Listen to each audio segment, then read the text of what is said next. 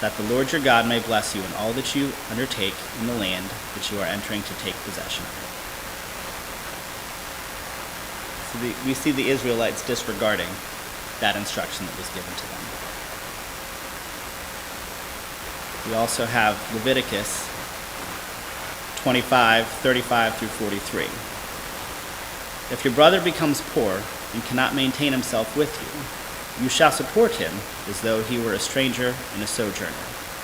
And he shall live with you.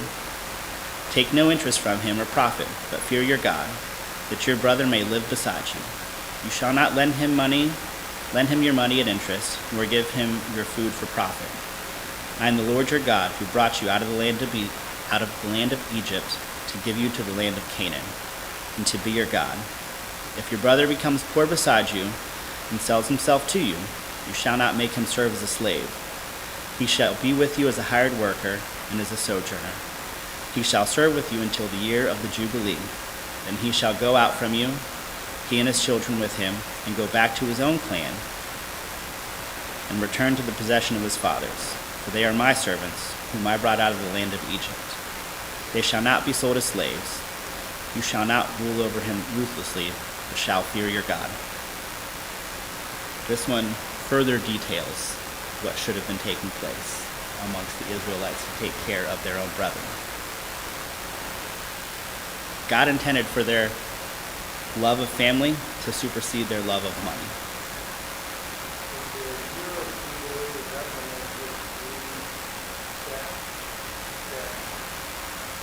Yeah. There's other things that go in it, but yes, that's part of it.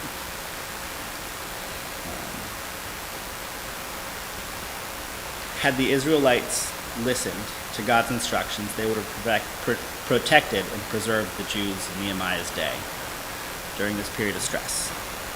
But because they chose their own problem-solving method, they sank into the quicksand of increasing compromise. Returning back to the instruction manual can sometimes be exactly what we need.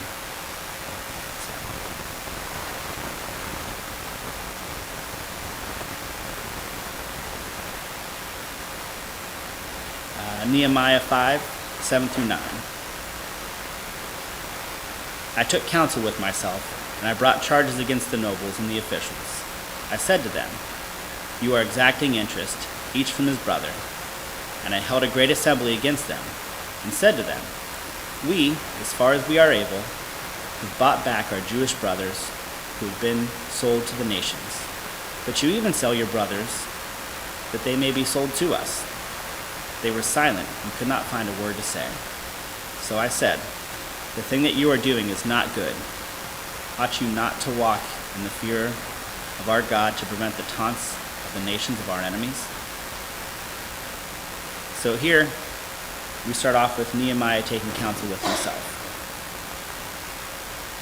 And I think that's an important thing to look at, is that he is taking a step back and finding a way to cool down just a little bit before going and confronting anyone.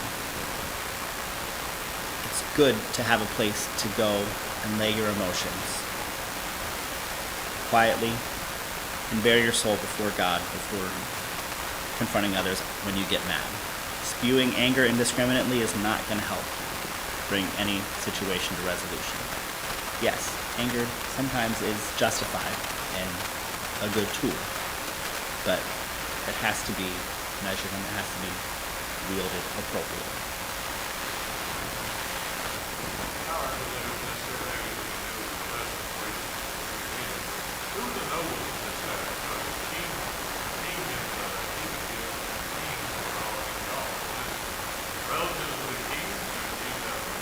So these were, my understanding, the Jews of the time. So these would have been the wealthier Jews of the time, the priests of Jerusalem. Not that I'm aware of. And I say that because of how they're addressed and the standard that they're held to. If they were not Jews, they wouldn't have any obligation to follow through with not exacting interest in selling their brother into slavery. So I believe that these were the wealthier upper class of the Jewish population of the time.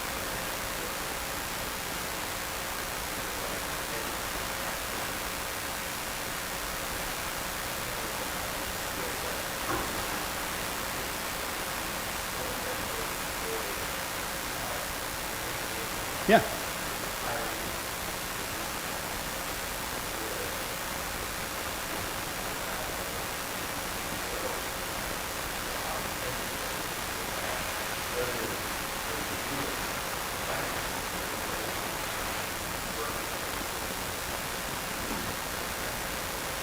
Sure.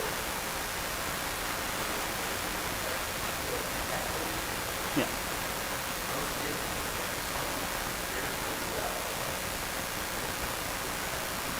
Yeah. Thank you.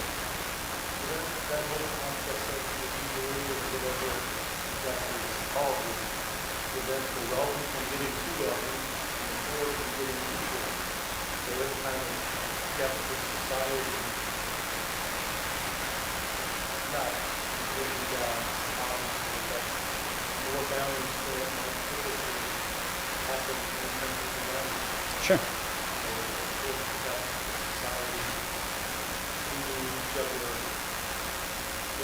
Yeah. No, I think that's an important remembrance to look at. And I think we can see,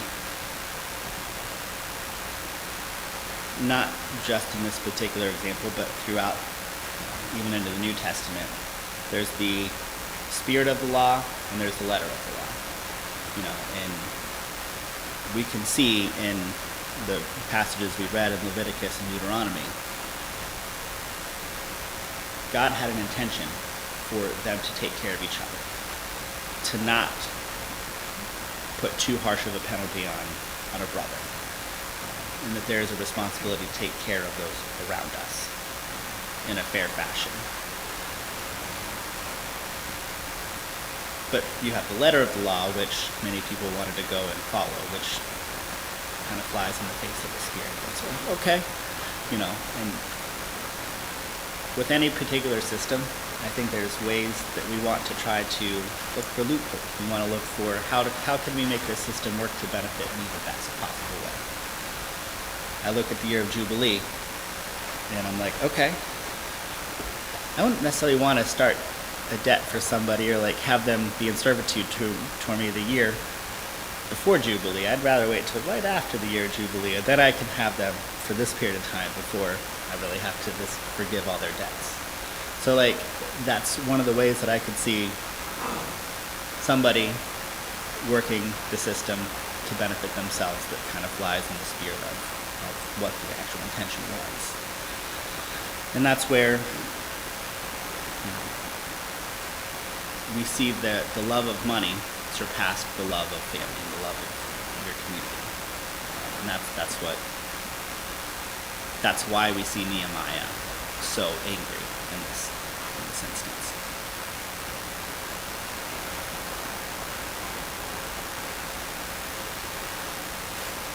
So in this passage, we see him make 3 accusations.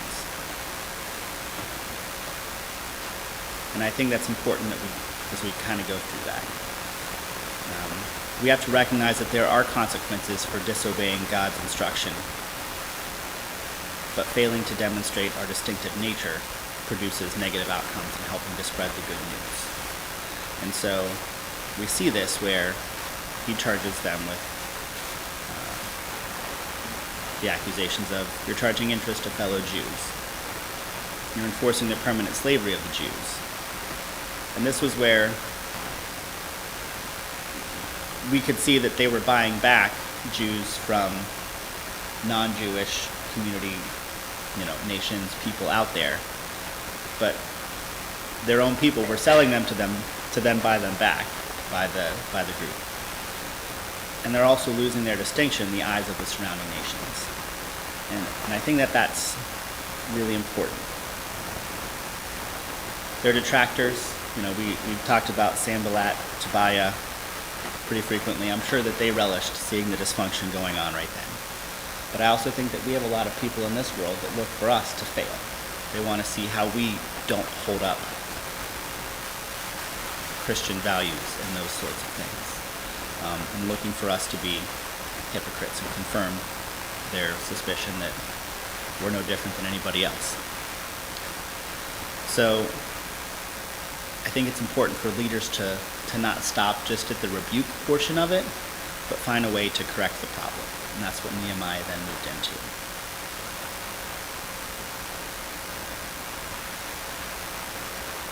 So we see in verses 10 through 13, "Moreover, I and my brothers and my servants are lending them money and grain. Let us abandon this exacting of interest. Return to them this very day their fields, their vineyards, their olive orchards, and their houses, and the percentage of money, grain, wine, and oil that you've been exacting from them." Then they said, "We will restore these and require nothing from them. We will do as you say." And I called the priests and made them swear to do as they had promised. And I also shook out the fold of my garment and said, "So may God shake out every man from his house and from his labor who does not keep this promise. So may he be shaken out and empty." And all the assembly said, "Amen," and praised the Lord. And the people did as they had promised. So, plan of correction. First, we determine to stop it. So, what should you do when you're convicted of sin? Should you just let it kind of go on? I'll think about stopping it. No, you want to stop it right then and there. Willfully decide to eliminate the wrongdoing right now. Make plans to correct the situation ASAP. So when God shows us a particular sin that we're guilty of, he doesn't tell us to take our time dealing with it, to make long-range plans.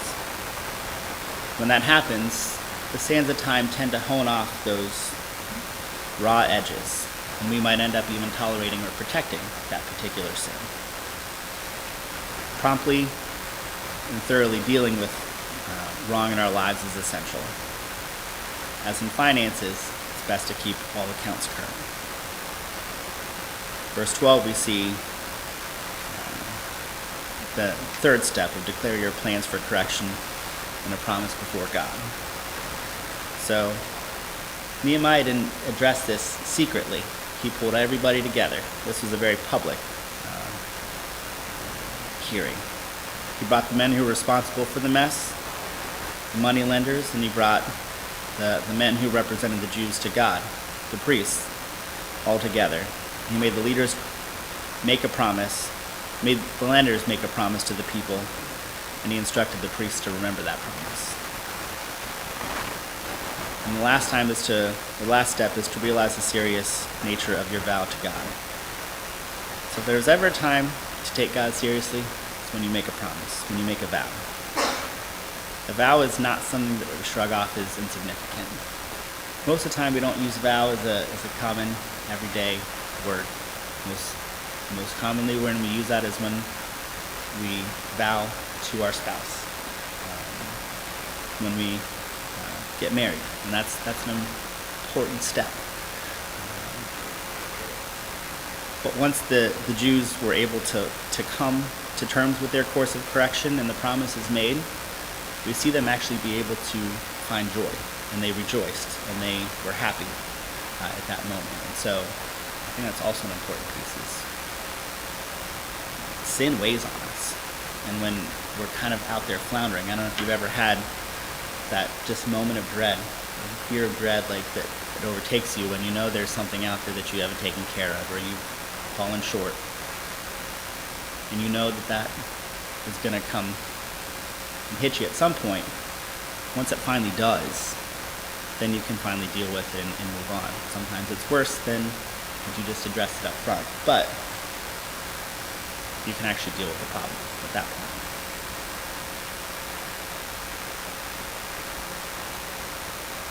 So what does all this mean to us today? I think God's pleased when we handle our money wisely. So this is not an area that is unique to Christians and struggling with managing finances. And we see a lot of Christians really good in a lot of areas, but we also see people struggle in this area. And sometimes that may be a reproach to them. And I think through what we've seen in Nehemiah's experience that it's clear that proper money management is important to God. The way we earn it, the way we save it, the way we invest it, the way we spend it, and of course the way that we give it. I think there are some people that go through life without a well thought out plan for giving. And despite the emphasis of financial fruitfulness, we see in the Bible that's a missed area of opportunity that we see. Much like I was talking with people when they retire, they don't have a good plan of how they're going to invest their own time back into others, and they kind of go in on themselves. There's a lot of people who don't also have a thought out plan for getting or being able to give back a portion of what they've been blessed with as well. So I think a couple things to take away from the passages today is that prolonged personal sins take a heavy toll on God's work in your life. Sin's going to follow you around like a shadow. It can rob you of being an effective leader, an effective worker, and it can also rob you of your joy. The Israelites turned to praising God. We saw that after they were addressed and corrected. And I think another observation to take away from today is that correcting any problem begins by facing it head on. Avoiding the truth isn't going to fix it. It's going to make it worse. Confronting sin is a painful process. I don't think anybody really enjoys kind of turning the light inward on themselves and acknowledging that we have failures, we have shortcomings, we have issues. That's not a fun process. So we dodge it as long as we can. We may take the cop-out excuse that nobody's perfect, or that's just the way I am, always have been, always will be. But I think we need to recognize that God is in the business of changing lives. And that's where we are today. So, a few final questions just to look at this. And again, we're a little late, but so I'm just going to run through these. Yeah.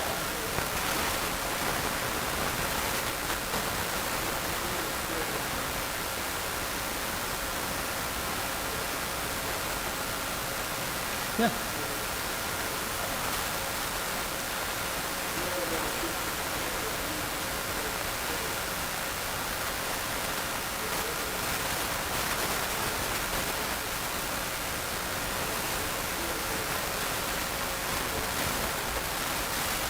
It is.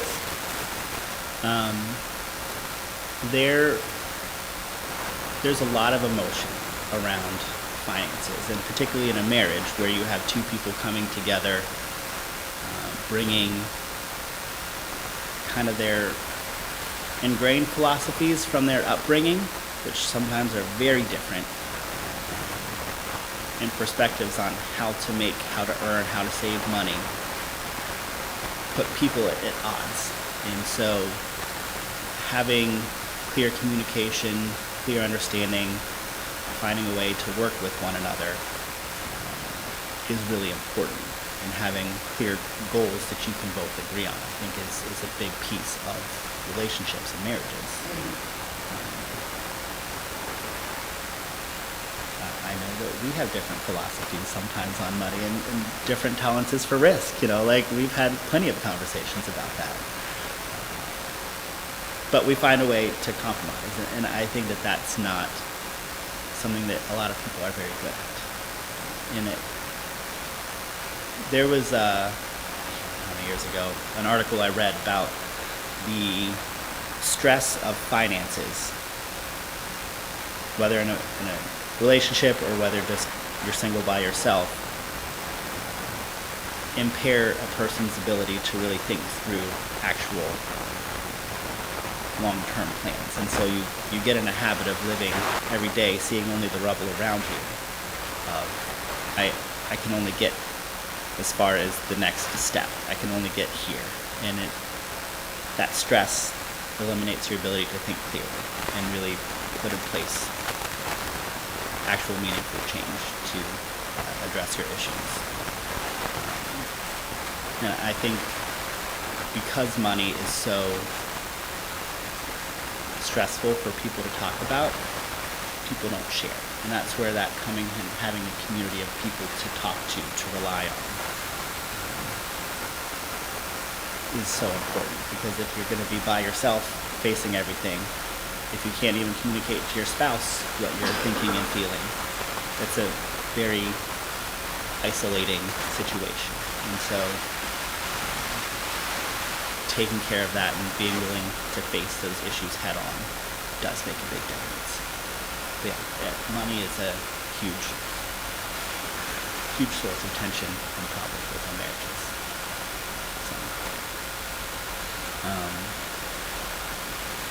And so those financial stresses can bring businesses, ministries, governments, and families to a halt.